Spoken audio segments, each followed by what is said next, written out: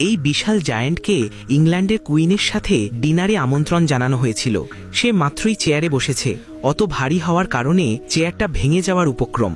সাধারণ একটা ডিশ পরিবেশন করতেও কাজে লাগাতে হলো সিঁড়ি, আর খাওয়ার জন্য যে চামচ কাটা দেওয়া হলো সেগুলো দেখতে তলোয়ার আর কোদালের মতো।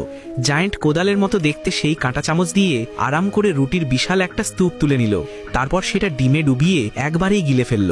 তার মুখে আনন্দ ফুটে উঠল। কুইনের ইশারায় একটা বড় কফির কেতলি হাত বদল হতে হতে জায়ান্টের সামনে পৌঁছালো আর সোজা তার বাটিতে ঢেলে দেওয়া হলো।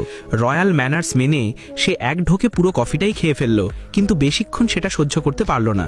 তার মনে হলো মানুষের খাবার তো ঠিক আছে, কিন্তু তাদের ড্রিঙ্ক নিয়ে বেশি আশা করা চলে না। তারপর সে নিজের পকেট থেকে বের করলো তার স্পেশাল সবুজ রঙের হোমমেড সোডার বোতল। পাশে বসা ছোট মেয়েটির মুখে লজ্জা আর ভয়ের মিশ্র ভাব, কারণ সে আগেই এই সোডার ভয়ঙ্কর প্রভাব নিজের চোখে দেখেছে যখন সে জায়ান্টের বাড়িতে গিয়েছিল।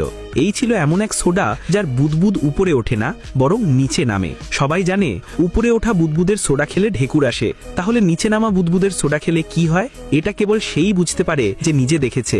মেয়েটা আজও ভুলতে পারেনি সবুজ সোডা খাওয়ার পর কি ভয়াবহ ঘটনা ঘটেছিল। আর জায়ান্ট আবার সেই রহস্যময় সোডা নিয়ে এসেছে। সে ক্রিস্টালের গ্লাসে ঢেলে সবাইকে অফার করলো। সম্মান রাখার জন্য সবাই গ্লাস নিল আর এক ঢোকে খেয়েও ফেললো। মাত্র কয়েক সেকেন্ডের মধ্যেই সবার মুখ অদ্ভুত হয়ে গেল।